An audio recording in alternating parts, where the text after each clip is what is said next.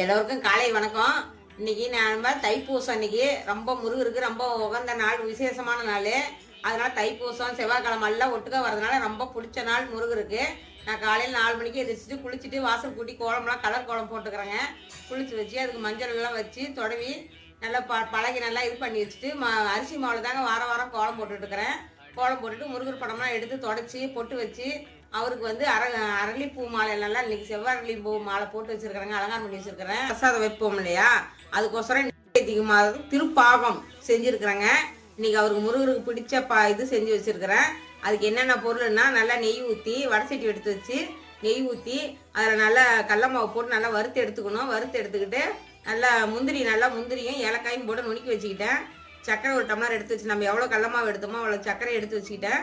எடுத்து வச்சு நல்லா வறுத்த கடல மாவில் சர்க்கரை போட்டு பால் இந்த முந்திரி இதெல்லாம் போட்டு நல்லா நெய்